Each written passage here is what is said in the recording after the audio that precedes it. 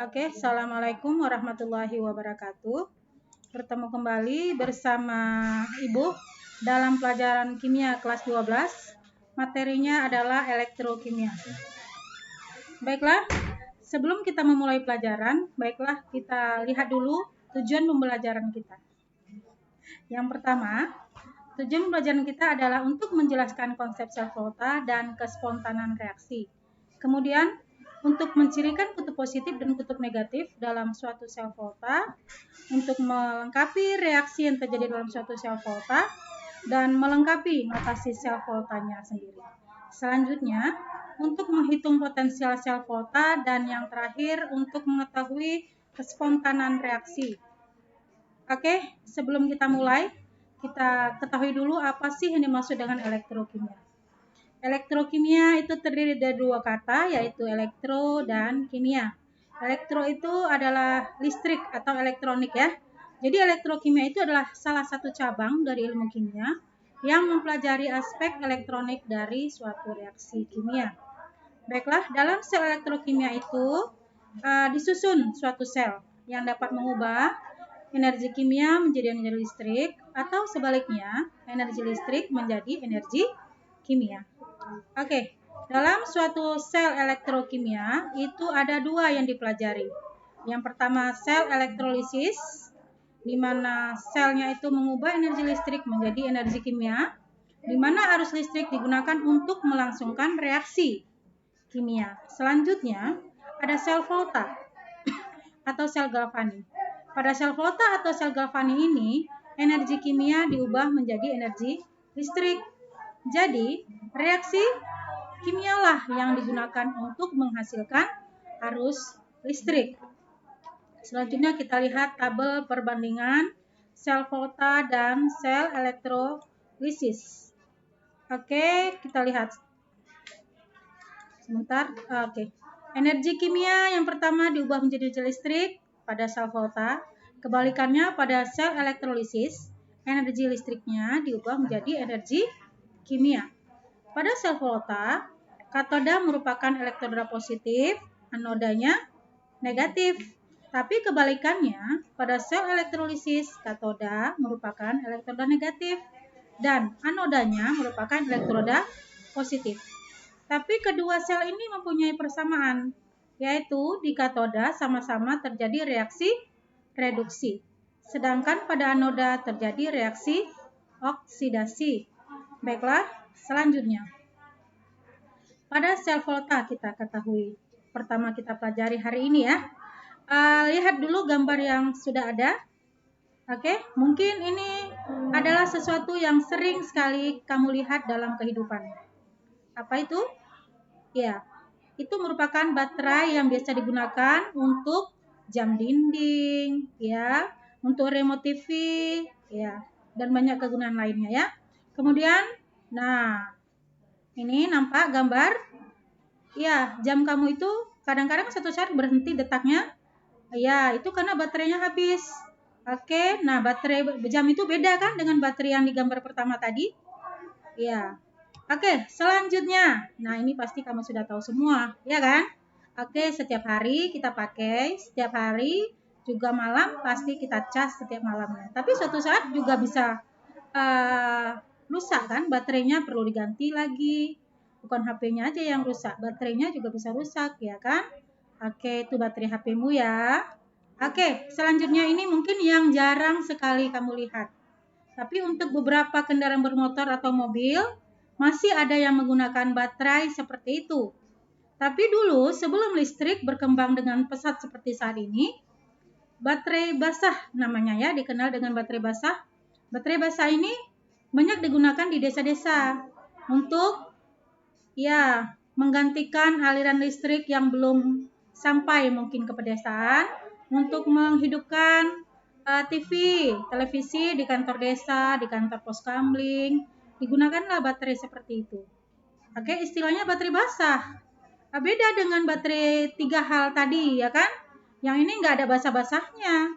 Tapi di sini kalau orang kampung bilang ada asam di dalamnya yang berupa larutan atau cairan, sehingga istilahnya baterai basah. Oke, nanti kita lihat ya. Selanjutnya kita lihat rangkaian sel volta. Nah, seperti inilah rangkaian sel volta. Di sini digunakan larutan Zn 2+ dan Cu 2+. Oke, kita lihat aliran elektronnya mengalir dari Zn dari anoda ke katoda, ya. Iya.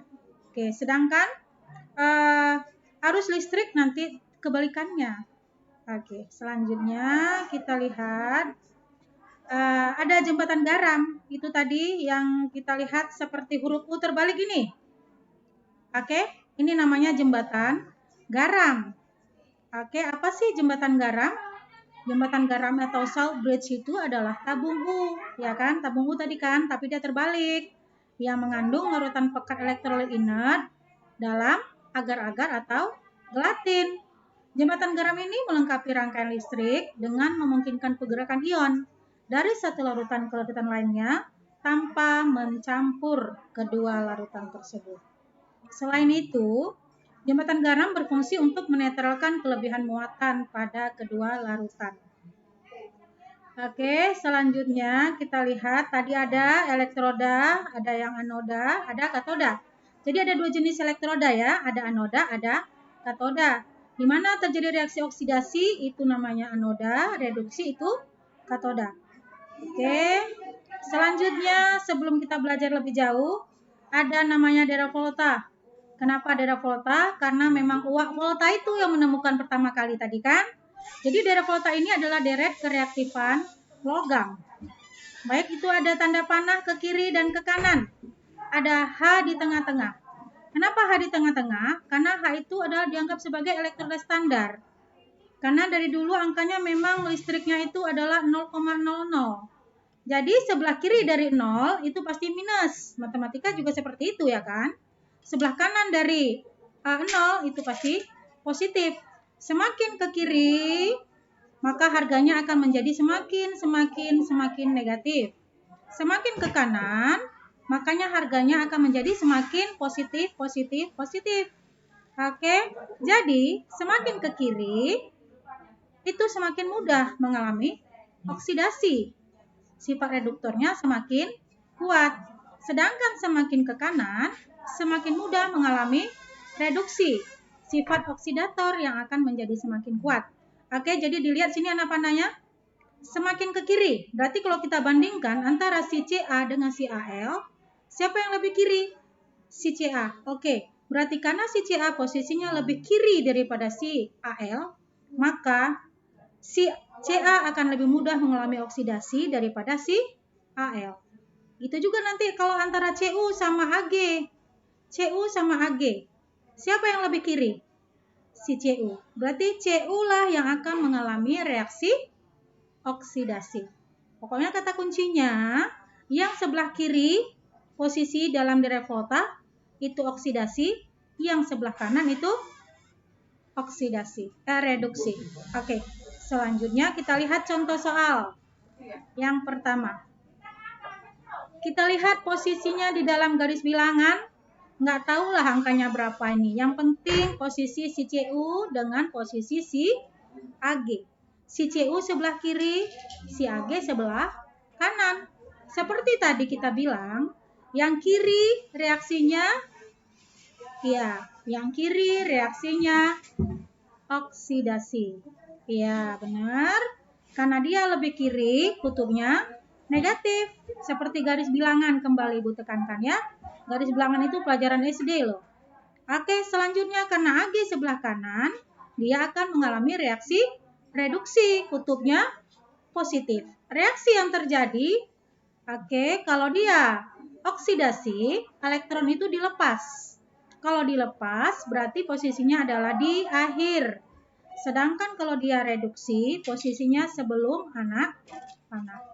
Oke, kita lihat contoh soal kedua supaya lebih paham lagi. Kita lihat antara si Li dengan si Ni. Kembali seperti tadi, siapa yang posisinya sebelah kiri? Li. Oke, kalau dia sebelah kiri, berarti dia oksidasi. Sedangkan yang sebelah kanan dia reduksi. Kalau ditanya reaksi, oksidasi, elektronnya di ujung, di akhir. Kalau dia reduksi, elektronnya di sebelum anak panah.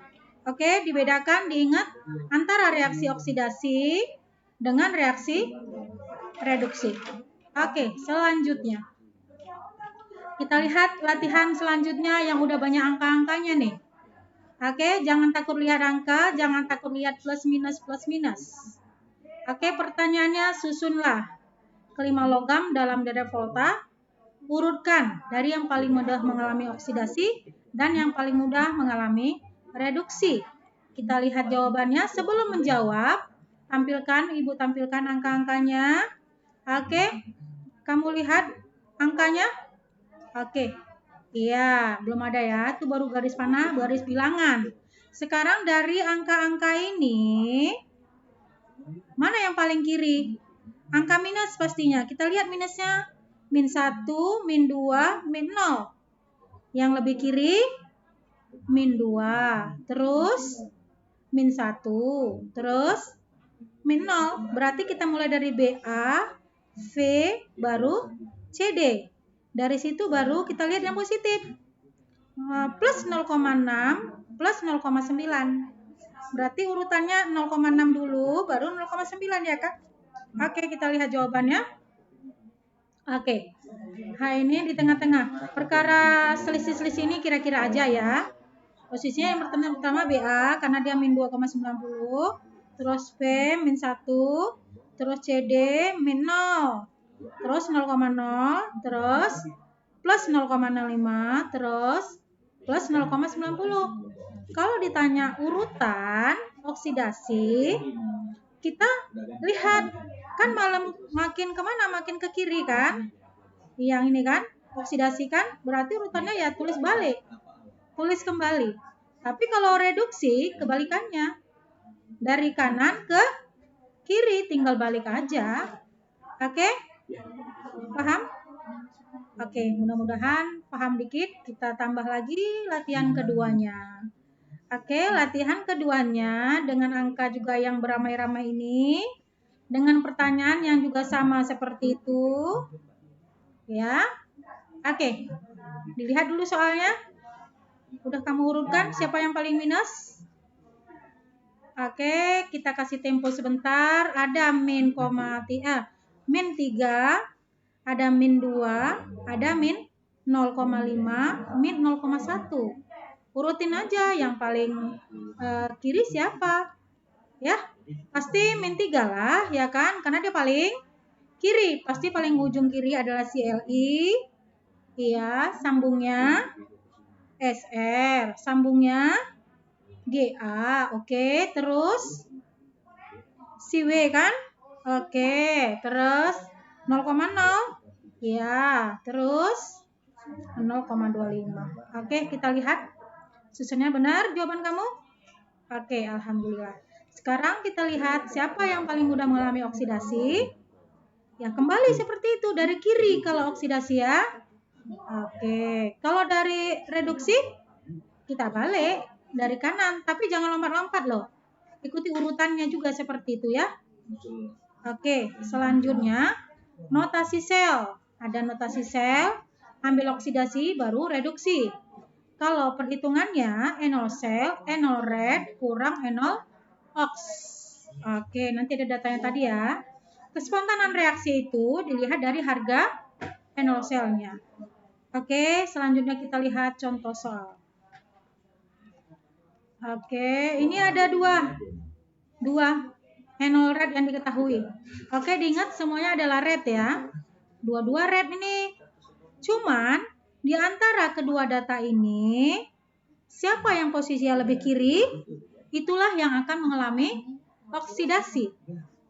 Oke, sekarang kita lihat jawabannya. Oke, karena si PB angkanya lebih negatif kan, lebih kiri, min 0, ini plus, sudah pastilah yang plus sebelah kanan, yang min sebelah kiri. Karena dia yang PB sebelah kiri, artinya si PB akan berlaku sebagai anoda, ya kan? Kalau yang ini katoda, ya. Oke kan? Selanjutnya untuk reaksi tinggal kita balik yang si PB. Kenapa? Karena PB oksidasi. Ini reaksi adalah reduksi. Jadi kamu harus putar si PB-nya ke kiri. PB2 plusnya ke kanan. Yang satu tetap. Siapa yang tetap? Yang tetap itu yang kanan. Yang kirinya kita putar reaksinya ya. Nah, kalau nanti jumpa reaksi yang nggak sama E-nya, nggak ada masalah. Harga E ini nggak ngaruh ke E0-nya. Jadi kalau ini kamu kali 3, yang E0 rate-nya nggak ikut-ikut dikali 3. Oke? Oke, selanjutnya kita lihat notasi. Ingat tadi kata kuncinya adalah oksidasi baru reduksi. Mana yang oksidasi? Yang ini kan oksidasi kan? Berarti notasi ini sebenarnya cuma meringkas. Ringkas dari dua reaksi ini menjadi satu baris. Jadi kita tulis PB kan oksidasi. Si PB jadi PB2+. Baru CO2+ menjadi CO. Tulis balik aja. Cuman satu baris. Dari dua baris jadi satu baris ya. Oke, selanjutnya harga enol sel. Enol sel ini udah rumus ya. Enol rate kurang enol ox. Siapa yang rate tadi? Si Cu kan? Si Cu angkanya plus. Sedangkan ini kurang, oxnya min. Oke, kita lihat angkanya berarti ini min. Ini min dari rumus. Kemudian angka ini di mana? Ya dari sini. Ya. Oke, nggak ada yang dirubah-rubah, nggak ada yang dikali-kali. Oke, karena dia min jadi plus. Jadinya reaksinya hasilnya adalah plus 0,47. Oke, selanjutnya mau tahu kespontanan, karena harganya adalah enolnya adalah plus, berarti reaksinya berlangsung spontan, gitu aja. Kalau hasilnya nanti negatif, berarti tidak spontan. Jadi ini nyambung semua sampai bawah soalnya. Cuman kadang-kadang ditanya mungkin nomor 2 aja. Yang ditanya mungkin nomor 4 aja gitu ya. Jadi yang pertama yang harus kamu tahu adalah siapa yang letak kiri, siapa yang letak kanan dari data angka-angka ini. Setelah kamu tahu siapa yang di kiri, itulah yang sebagai oksidasi. Ini kan? Inilah yang dianggap sebagai reduksi. Kalau ditanya reaksinya, kalau kamu udah tahu ini adalah oksidasi, reaksi ini adalah kita putar tempat. Berarti yang atas tetap, kenapa? Karena dia reduksi. Berarti kita tinggal pindahkan posisi PB sama PB2+ ini ya. Baru kalau notasi sel, oksidasi kamu udah tahu ini. Kuncinya kalau E-nya di ujung ini oksidasi, berarti reaksi ini di depan, baru reaksi ini di belakang.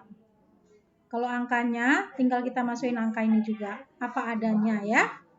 Oke, kita lihat contoh soal nomor 2. Pertanyaannya sama, tapi ini karena angkanya minus sama minus. Supaya jangan kepikir angkanya harus soal itu nanti plus minus saja.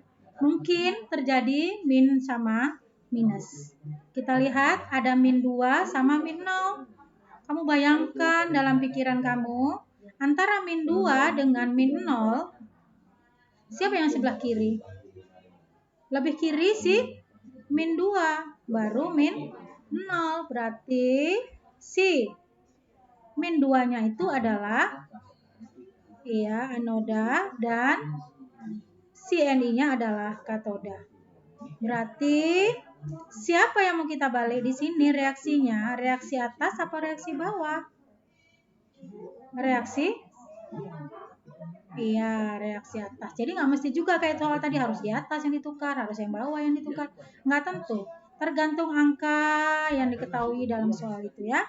Oke, reaksinya karena si anoda si Mg, berarti anoda kan oksidasi tadi kan. Berarti si Mg yang kita balik. Si Ni yang tetap. Oke. Selanjutnya kita tengok notasi. Siapa yang oksidasi? Si Mg. Oke, berarti Mg dulu yang kita tulis. Baru si Ni. Oke, selanjutnya harga enol. Tinggal kita lihat N0 ini. Oke, siapa yang red? Min tetap ya kan? Ini min tetap ya kan? Cuman karena min jumpa min lagi seperti tadi, jadinya plus. Karena harga plus lebih besar daripada harga minus, jawabannya pasti plus. Selanjutnya kespontanan, karena dia harganya plus, berarti dia berlangsung spontan. Oke, dari dua contoh soal ini, semoga kamu paham untuk kali ini pertemuannya. Tapi nanti ada loh contoh soal yang modelnya lain lagi. Ini Ibu mulai dari yang mudah dulu.